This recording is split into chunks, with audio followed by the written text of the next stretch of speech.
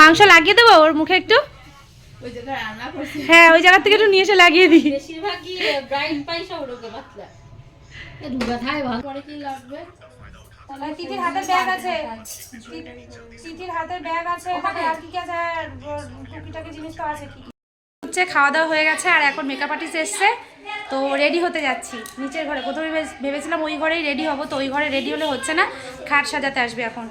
Hello বন্ধুরা, আবার চলে এলাম তোমাদের সামনে নতুন একটা ধামাকাদার ব্লগ নিয়ে। অনেক দিন অপেক্ষা করেছো তোমরা এই ব্লগটা দেখবার জন্য, যেটা আমি অসুস্থ থাকার কারণে কিন্তু এই ব্লগটা দিতে পারিনি। আমিও অনেক অনেক মিস করেছিলাম তোমাদের সবাইকে এই ব্লগটা না দিতে পেরে।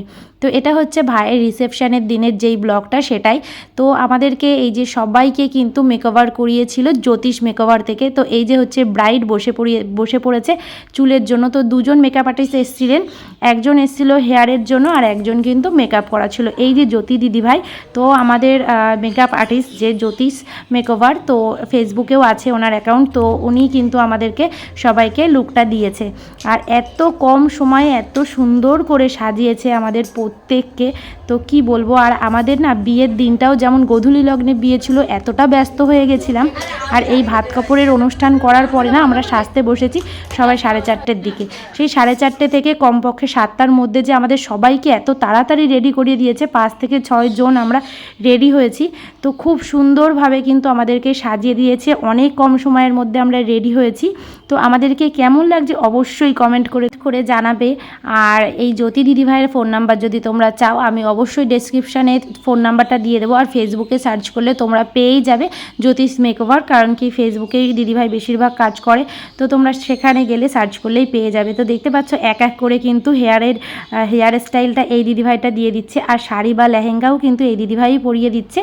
আর শুধু মেকআপের যেই জিনিসগুলো মেকআপটা ফুল, সেটা হচ্ছে জ্যোতি দিদিভাই করিয়ে দিচ্ছিল। অনেকটা তাড়াতাড়ি করে কিন্তু আমরা রেডি হয়েছি। আর এই যে দেখতে পাচ্ছ ব্রাইডকে মেকআপ করানো হচ্ছে, ওকেও কিন্তু খুব তাড়াহুড়ো করে মেকআপটা করানো হয়েছে। তো ব্রাইডকে কেমন লাগছে অবশ্যই কমেন্ট করে জানাবে। হ্যাঁ তিথিরে অন্যরকম দেখা যাবে না,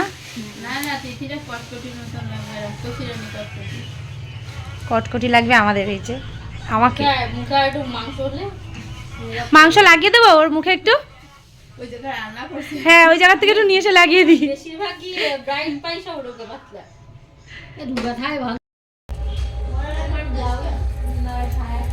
দেখো এই যে ফুলসজ্জার খাট রেডি আমাদের। এই যে চুল এত দূর হয়েছে, তারপর এই যে তোমাদের সাথে শেয়ার করলাম ফুলসজ্জার খাটটা।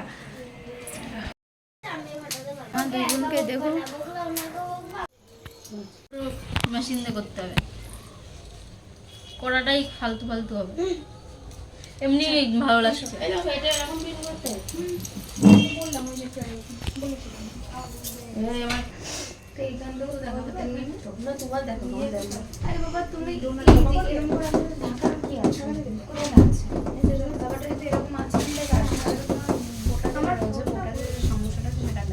এখানে পিন দেবো কেন, আমি দিয়ে দিচ্ছি।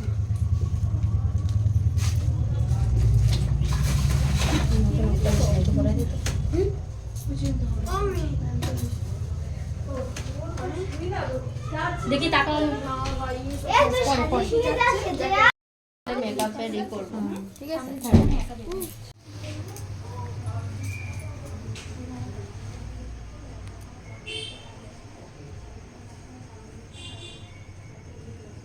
উপর দিকে করো চোখটা।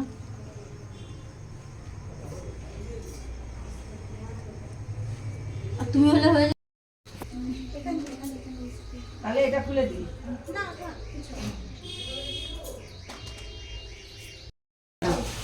তুলসী মালার সাথে পল্লী মালা দেন, এটা যেটাই ভালো লাগে। তুলসী মালা একদম তুলসী মালাটা সোনালি তুলসী মালা খুলতে বলছে নাকি তোমার?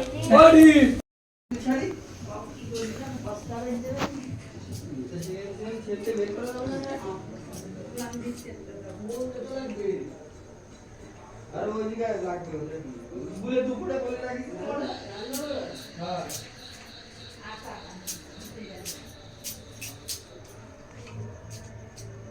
বিয়ের দিনও তাড়াহুড়ো, আজকেও জীবনটা তাড়াহুড়ো।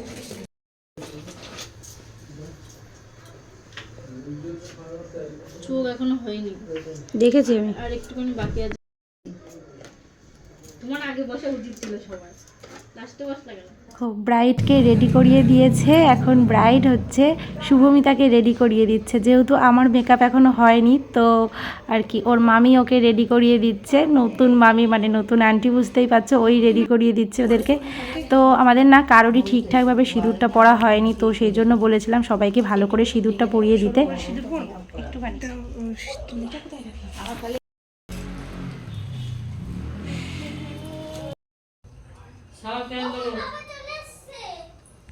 যখন ভালো করে করবো একটু একটু দেখা যাবে দাগ, তাই দেখবা কেন? না একটু পাউডার দিন। দেখেছো অনেকটা সুন্দর লাগছে।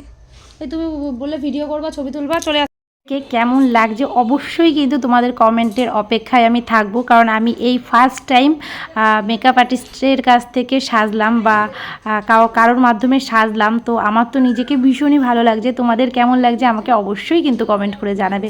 তো